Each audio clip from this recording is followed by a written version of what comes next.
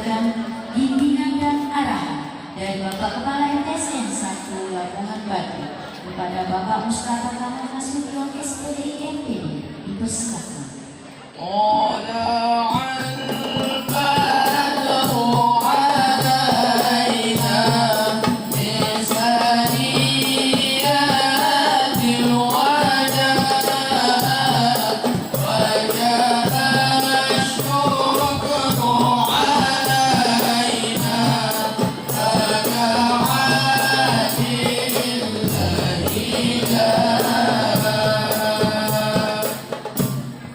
Assalamualaikum warahmatullahi wabarakatuh. Alhamdulillah wassalatu wassalamu ala Rasulillah. Sama kita hormati Bapak Ibu Wakil Kepala Madrasah. Di tengah-tengah ibu itu yang di pink itu Wakil Kepala Madrasah yang kurikulum. Di sebelahnya Ibu TU. Di sebelahnya yang pelatihan roh. Yang sama kita hormati Ibu Wali kelas 7G. Dia dulu. Udah kan ada semua. BK-nya Ibu. Yang ini, kita lagi dia mau ambil cuti. Bapak Ibu orang tua siswa kami yang berhadir, seluruh asatidz kita pada pagi hari ini yang insyaallah sudah dalam keadaan sehat walafiat, dan anak-anak kami seluruhnya kami banggakan kelas 7, 8, dan 9. Pertama kita bersyukur kepada Allah pagi ini kita bisa beraktivitas, bisa mendengarkan kalam Allah bersenandung lewat lisan anak-anak kita. Mudah-mudahan mereka tumbuh menjadi generasi hebat yang kelak akan membawa agama yang kembali bangkit. Kita yakin, aku yakin bahwa Islam akan balik cemerlang. Hanya tinggal nunggu waktu saja dan di tangan siapa. Tapi kita yakin Rasul bilang kan sampai pada waktu kembali Islam akan bangkit kembali. Dan mudah-mudahan kelak nanti pada masa anak-anak kita Islam dipercaya kembali. Salam dan salam kita sampaikan kehadiran baginda Rasul. Mudah-mudahan kita selamat dunia dan selamat dunia akhir. Amin ya rabbal. Saya dari sambutan orang tua tadi, poin pertama yang saya ambil, saya terinspirasi dengan kata jenius kita. Bapak Ibu, kelas kita hanya dibatasi dengan ruang rombongan belajar 32 siswa. Itu satu rombongan belajar. Nggak bisa kita satu los semua gabung. Terpaksa kita bagi sekat, dan sekat itu kita namakan kelas. Ada kelas 7A, ada kelas 7B, ada sampai terusnya sampai 7 sekian. Saya sampaikan kepada kita semua, tidak ada yang membedakan antara 7A dengan 7I. Tidak ada yang membedakan antara 7B dengan 7K. Ketika kata jenis itu tersampaikan tadi, maka saya terpikir, memang di sistem kita di EBIS tak bisa dibuat nama. Kalau swasta bisa kelas Ibnu Battuta, kelas Ibnu Sina, kelas Al-Farabi, gitu saja. Tapi kalau kita tak bisa, terpaksa harus ada A, B, C, D, dan seterusnya. Bukan berarti anak A lebih pintar dari anak B. Bukan berarti anak B lebih hebat dari anak A. Tidak. Kita sudah lewati proses seleksi tahap 1 dan kemudian kita tes akademik tahap 2. Akhirnya kita ambil keputusan yang rank atas kita bagi semua kelas, rank tengah kita bagi semua kelas, dan seterusnya gitu. Akhirnya apa yang terjadi supaya ada pemerataan? Tidak ada unggulnya A dibanding dengan K. Hanya tinggal pengelolaan saja. Jadi kalau dibilang 7G, 7 genius, 7 genius itu tepat. Tepuk tangan semua.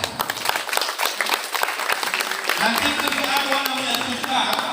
7B, 7 berani mungkin. 7D. Nah itu rasanya 7 dong aja. Apa yang paling cocok dengan kata D itu ya? E juga kan?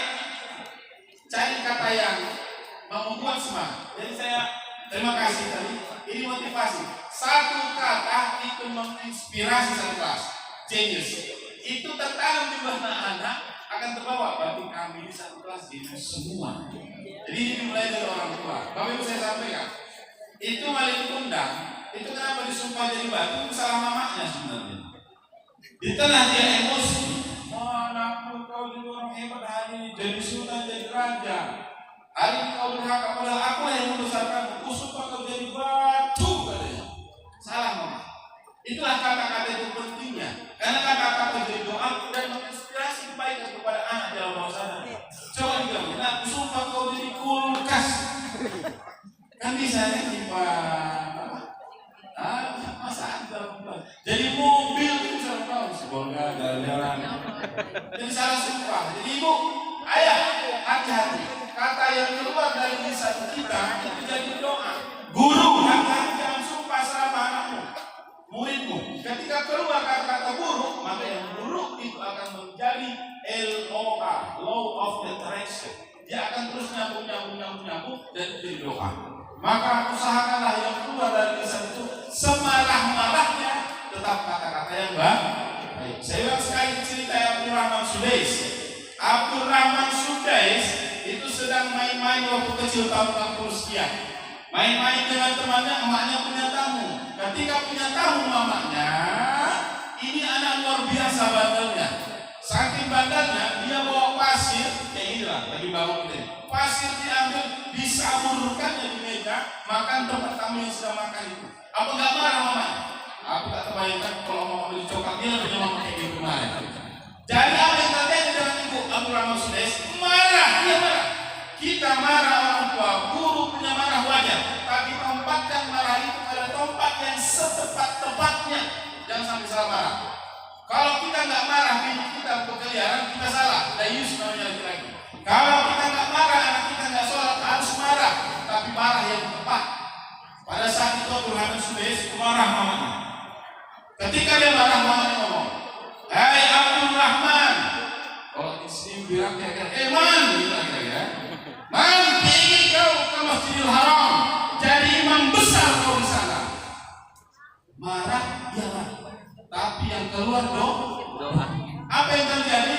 Mulai dari kampung, desa, kecamatan, kota, negara, pelosok-pelosok kampung hari ini, suara Abdurrahman Sudais kita dengar terlampau setiap hari dan setiap jam.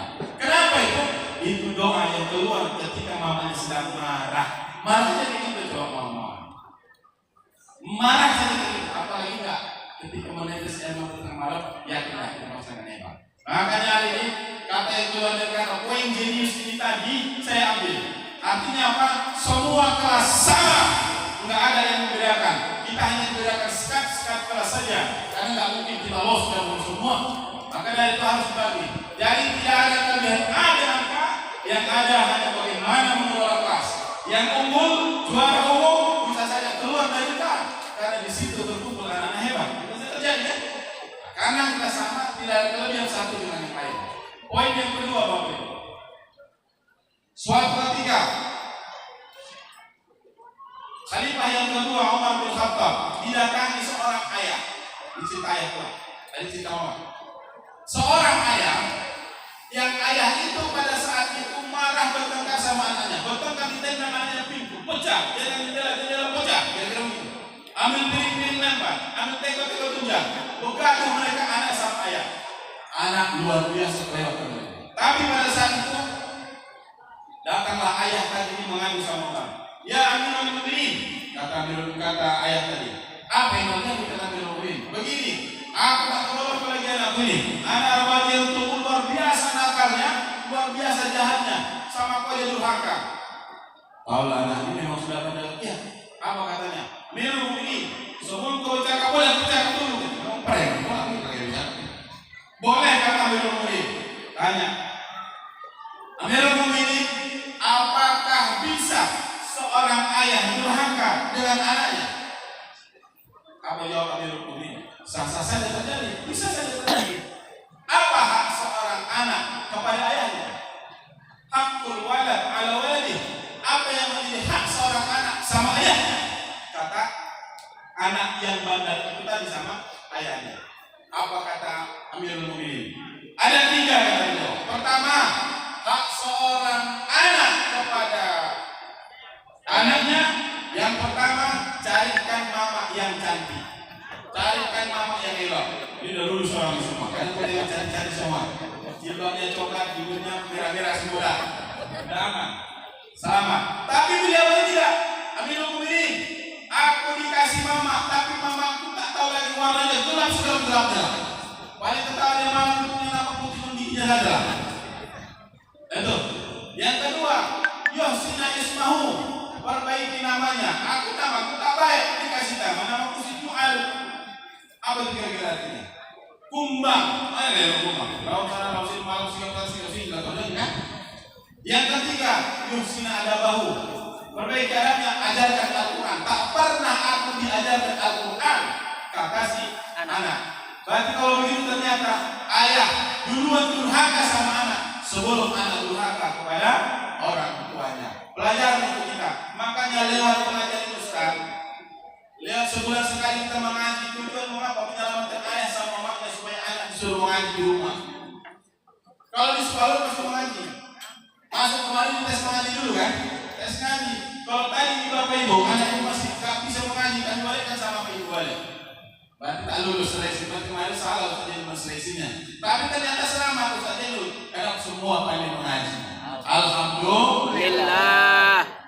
Maka dari itu cukup pandai mengaji seleksi awal saja. Tidak. Maka saya minta tolong mereka. Generasi ini hebat. Ketika dia bersahabat dengan Al-Quran, mulailah dari membaca Al-Quran. Pelan-pelan mereka akan tumbuh menjadi orang yang memahami Al-Quran. Setelah mereka memahami Al-Quran, akan tumbuh menjadi orang yang mengamalkan Al-Quran. Kan tidak mungkin bisa langsung kalau tidak dimulai dari tahap awal. Kita mulai tahap awal hari ini. Maka lewat aplikasi yang kami share, ada aplikasi Bapak. Ada satu aplikasi yang kami share. Memang APK, nggak bisa lewat Google Play Store. Play Store nggak bisa, Anda harus bayar. Kita hanya lewat APK. APK itu jangan takut ini. Kalau APK yang lihat itu sumber masalah. Tapi APK yang datang dari madrasah itu resmi dari kita.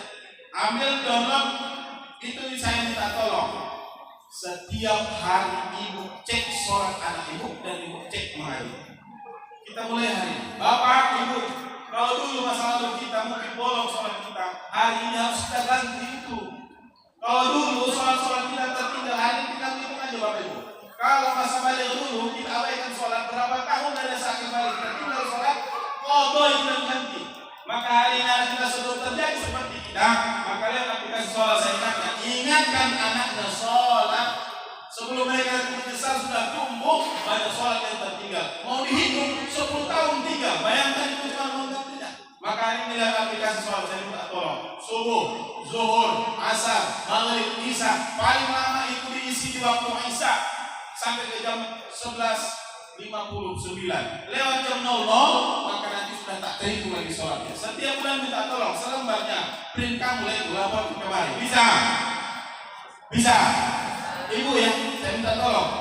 Ini kelas 7G, kelas 7 jenius nih. Maknya pasti dia jenius nih. Ya, saya minta tolong aplikasi sholat itu diisi dan ada aplikasi mengaji di situ. Mengapa harus dua ini? Tidak ada bu. Saya berhebat anda ibu berhari ini bukan cuma doanya. Saya berhebat anda ibu nanti jadi orang hebat yang dibutuhkan cuma mengajinya. Iya kan? Mengapa kita meraih yang besar sementara hal yang pokok ini kita abaikan? Jauh kali untuk kita. Tapi ketika Al-Quran selamat, ketika sholat selamat, sukses sudah menunggu. Sukses sudah menunggu. Karena membuka kesuksesan, pintu kesuksesan itu lewat jalan Tuhan. Jalan Tuhan mana? Al-Quran dan ibadah sholat. Ini aja kita benar itu. Sama-sama ya, sepakat ya. Maka dari itu Bapak Ibu, hari ini mengurus anak yang banyak di PR berat sama kami. Ustaz tadi yang sambutan di kepala sekolah juga ini.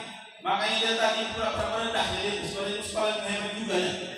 Mari sama-sama Bapak. Ini anak-anak kami semua. Maluna ketika orang tua mau hadir ke sekolah hanya gara-gara untuk menyelesaikan kasus kita. Malu. Tapi berbanggalah ketika orang tua hadir menyaksikan kita, ketika kita membaca Al-Quran dan menerima hadiah, trofi penghargaan. Malulah, budaya malu. Ketika malu kita orang tua hadir hanya untuk menghadiri kasus kita, maka pelan-pelan kita akan menjaga jangan sampai kasus ada sampai kita lakukan di madrasah ini. Orang tua kami tidak bisa sendiri. Bapak, orang tua ibu, minta tolong urusi kamu anak kelas 7 ini dengan wali kelas. Kalau saya tak bisa, saya hanya bisa lewat kalian. Dan wali pun tak bisa sendiri lewat ibu-ibu lah dan bapak-bapak. Maka jangan bergaduh kamu sama ibu-ibu. Bapak-bapak jangan bergaduh sama bapak-bapak. Karena anak sama-sama kita, anak sama kita semua ya kan. Rasakan anak orang lain seperti anak kita sendiri supaya anaknya selamat semua. Jangan hanya anak kita saja terus. Anak orang bagaimana? Karena anak kita berkawan dengan orang. Selama anak kita baik, anak kawan guru juga anak kita. Tapi kalau anak kita baik, anak kawan kita baik, satu kelas itu baik, insya Allah semua menjadi orang baik. Rasakan anak orang seperti anak kita sendiri. Yang tak boleh dirasakan bini orang atau bini orang sendiri. Itu tak boleh. Jadi kalau anak orang dirasakan macam anak orang sendiri, ya bagus. Nah, Bapak Ibu jemaat, Bapak Ibu sekalian, inilah barangkali selamat anak-anak kami semuanya. Ya, ini mulai kelas kamu sampai kelas 9 Bapak minta tolong jangan ada kasus sedikit uli. Sudah kita tanda tangan kemarin sama-sama di awal. Tidak ada uli, tidak ada kekerasan. Menjaga 3 tahun kompak itu sulit, ya kan? Tapi jauh lebih sulit ketika sudah bergaduh menyelesaikan masalah. Tapi merawat ini sama-sama memang sulit. Tapi dalam kali kelas semangat, ya semangat. Saya minta tolong kalau sudah aman satu kelas, aman kelas yang lain, insya Allah hanya tinggal menunggu prestasi untuk cucu-cucu dan berdatangan gitu. Kan kalau sudah masalah kan, barangkali kita bisa sampaikan terima kasih. Nanti kita akan sama-sama. Ini sedang diperbaiki sistem aplikasi. Mungkin ada satu aplikasi yang nanti Bapak Ibu. Ada aplikasi absensi digital. Nanti akan ada barcode kartu satu. Anak ibu punya kartu satu-satu. Ini akan kita coba aplikasi itu pagi di absen bab pagi, absen siang bab siang. Supaya ibu tahu nanti masuk ke absen HP ibu sendiri, anak ibu hadir di madrasah. Ini kelas juga aman. Di kelas 8 sebenarnya belum tahu kita, karena udah tahu mereka lupa-lupa di sekolah dan dalam menyuruh. Ya kan? Maka lewat aplikasi itu tahu anak ibu sekolah atau tidak, berada di madrasah atau tidak. Nanti di absen cekrek, belum masuk di HP ibu, anak ibu di sekolah. Tahu siapa yang kita nomor itu? Karena itu hanya nomor admin saja. Memberitahu kepada kita. Pagi ada, siang ada. Ayo jaga madrasah ini tempat peradaban. Ya tempat peradaban dan tempat mencetak orang. Mudah-mudahan dari sekian banyak ini, 2-3 tokoh menjadi orang hebat akan berpengaruh. Untuk mengurus bangsa ini cukup 1 orang saja. 1 orang mengambil keputusan orang baik, maka baiklah seluruh bangsa. Tapi kalau banyak orang yang rusak semua, maka makin parah bangsa ini. Kita berharap dari sekian banyak kita muncul tokoh-tokoh hebat ke depan. Amin ya Rabbal. Selamat datang, mudah-mudahan ini berkah untuk kita semua ya. Selamat.